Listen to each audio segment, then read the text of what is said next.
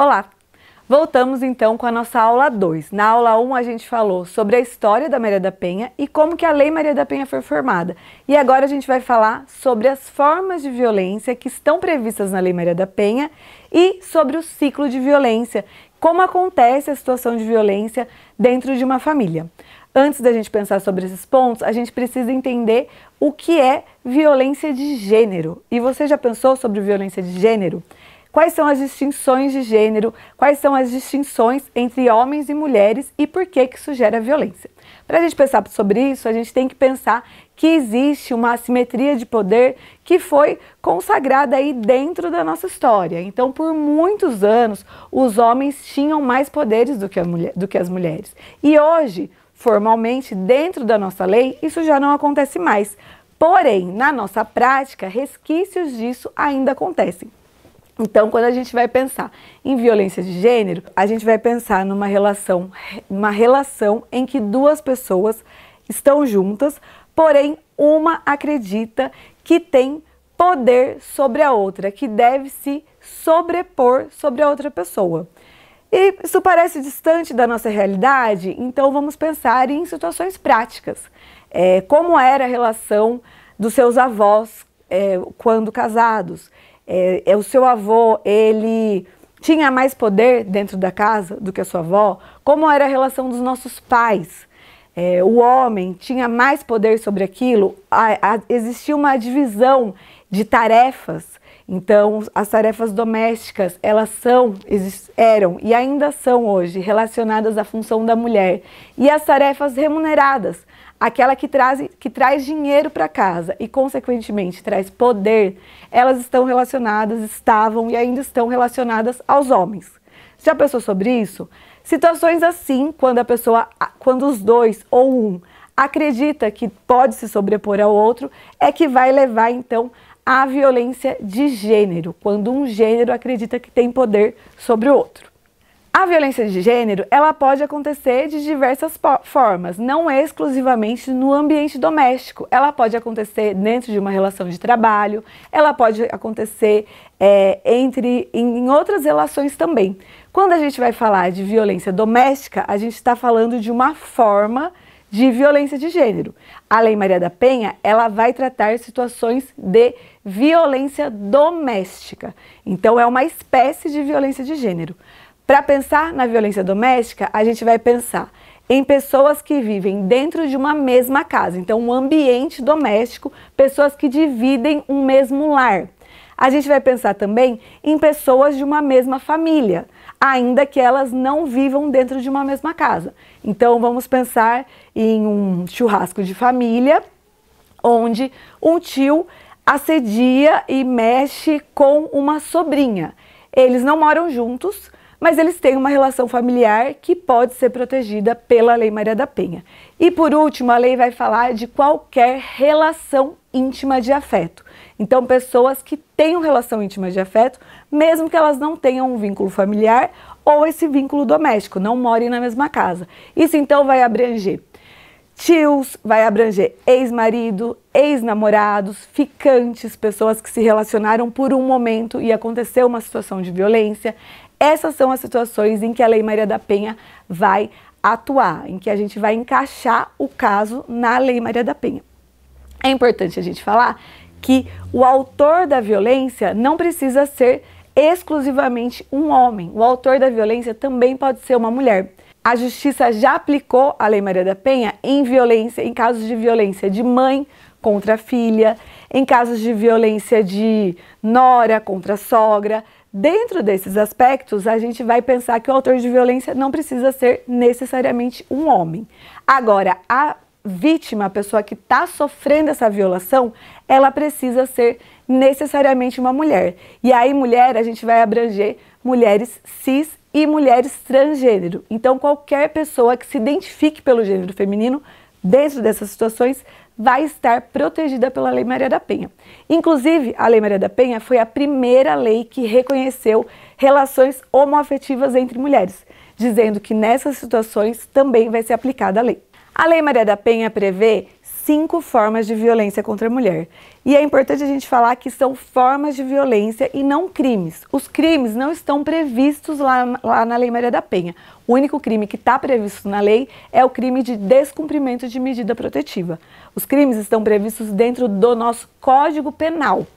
As formas de violência é que estão descritas na lei. E por que aconteceu isso? Porque a lei pensou, as mulheres quando estavam elaborando essa lei, pensaram num contexto de violência doméstica, onde uma situação, ela não acontece uma vez só, ela vai acontecendo repetidas vezes, de formas misturadas. Então, uma microviolência que acontece uma vez, uma segunda microviolência que vai aumentando. E aí a gente precisa, então, dessa descrição das formas de violência. A primeira forma de violência é a violência psicológica, que é qualquer conduta que cause dano emocional e diminuição da autoestima ou que prejudique e perturbe o pleno desenvolvimento dessa mulher. Quando a gente fala em violência psicológica, a gente tem que pensar em 2 pontos. O primeiro ponto é controle. Então, tentativas de controle dessa mulher. O que ela faz, aonde ela vai, com quem ela fala, o que ela faz com o dinheiro dela, se ela pode trabalhar, se ela não pode trabalhar. E, por outro lado, a gente vai ter situações de diminuição da autoestima dessa mulher. Por quê? Quanto menos autoestima ela tem, mais fácil fica de controlar ela. Então, ofender essa mulher, diminuindo ela, dizendo que ela é burra, que ela não sabe o que ela faz, que ela não dá conta da vida dela, que ela precisa ter alguém, que ela é feia. Ofender essa mulher de diversas formas, até que a autoestima dela seja tão baixa que ela se deixe ser controlada. A violência psicológica, ela é muito grave porque ela vai acontecendo aos poucos e durante muito tempo, é difícil de identificar. Diferente de uma violência física, que é a próxima forma de violência, que a gente vê, que a gente sente no nosso corpo fisicamente. A violência psicológica a gente não vai sentir ali diretamente, a gente vai sentindo no decorrer do tempo. Então é muito importante conseguir identificar isso. Desde 2020 existe uma tipificação específica no Código Penal para o crime de violência psicológica. A violência física é qualquer, então, situação que cause ação que cause lesão física para essa mulher. Chutes, socos, pontapés, qualquer situação que cause uma lesão física nela. Essa é a mais comum, é que a gente conhece, mas não é a única. A gente vai ter também a violência sexual, que é ações que obriguem a mulher a manter contato sexual, físico ou verbal, por meio do uso de força, intimidação, coerção, chantagem, suborno, manipulação, ameaça ou qualquer outro meio que anule ou limite sua vontade pessoal. Quando a gente fala de violência sexual, a gente pode pensar num caso de estupro, que é relacionado diretamente à violência, mas a gente pode pensar em outras situações de chantagem. Então, proibir essa mulher de usar um método contraceptivo, proibir essa mulher de fazer um aborto nas hipóteses de aborto legal. Isso também são formas de violência sexual. A violência moral é qualquer ação destinada a caluniar, acusar essa mulher de crimes, difamar, ofender a honra dessa mulher ou injuriar essa mulher.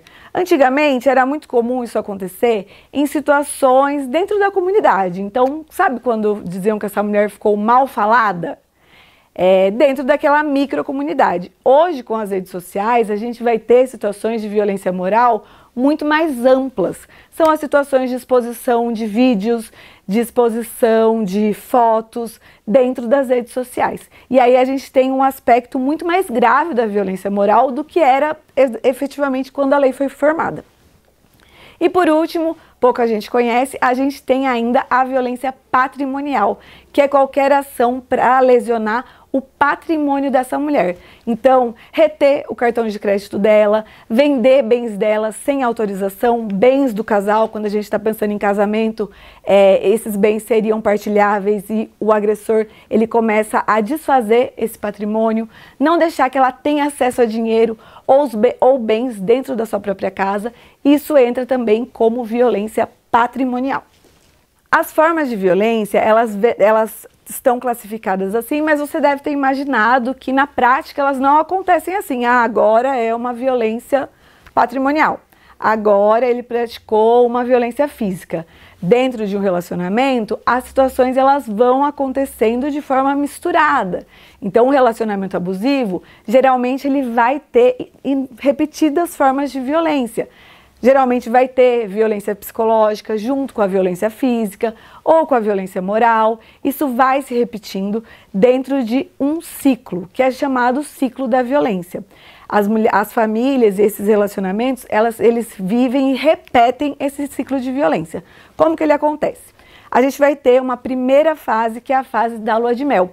E é importante a gente pensar sobre essa primeira fase, porque ninguém se apaixona pelo seu agressor. Então, naquele primeiro momento, quando essa pessoa conhece esse parceiro ou parceira, essa pessoa é legal, é um cara bacana, é um cara gentil, cavalheiro, que trata ela bem. As situações vão acontecer no decorrer dessa relação. Em geral, quando a relação está minimamente estável. Então, geralmente, as mulheres falam que tem um ponto onde as violências começam a acontecer. Quando passou para namoro, ou quando passou para casamento, ou quando nasceram os filhos, existe um ponto onde a situação abusiva começa a acontecer. E aí começa a fase da tensão. Dentro dessa fase de tensão, situações já estão acontecendo, então geralmente violências psicológicas, então começa as ofensas a essa mulher, as tentativas de controle, então com quem você está falando, não vou deixar você sair, você não pode sair com essa roupa, vou controlar o que você está tentando fazer. Só que nessa fase de tensão, a mulher acredita que ela está com controle da situação. Ela pensa que se ela não usar determinada roupa, ele não vai brigar. Ela pensa que se ela realmente não falar com ninguém no celular, ele não vai achar que ela está traindo ele com alguém. Se ela esconder, se ela não comprar nada, ele não vai brigar com ela sobre isso.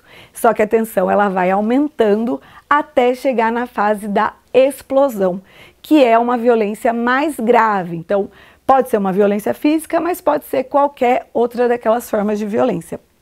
Nesse momento, é o momento em que essa mulher percebe que ela não tem controle sobre essa situação. Que mesmo ela fazendo tudo certo, a violência ainda aconteceu. Ao mesmo tempo, o agressor também percebe que ele também não tem controle, porque é o momento em que essa mulher vai pedir ajuda.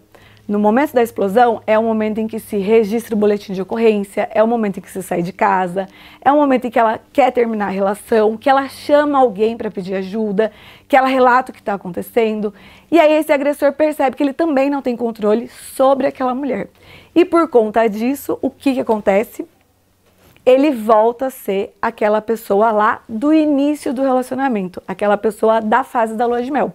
Então ele vai pedir desculpa, ele vai falar que isso não vai mais acontecer, ele vai trazer presentes, ele vai falar que ele tem muitos ciúmes porque ele ama demais, ele vai falar que ele tá sem dinheiro e tá muito estressado sobre isso, ele vai trazer várias desculpas e vai voltar a ser aquela pessoa lá da fase da lua de mel e o relacionamento vai voltar a essa primeira fase de lua de mel.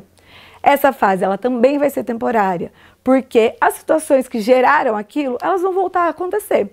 Então, se for ciúmes, vai voltar a ser ciúmes.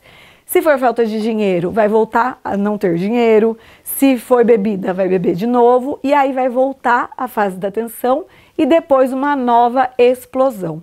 E o grave disso é que essas situações, a violência ela é progressiva. Então, ela não começa já com uma violência muito grave.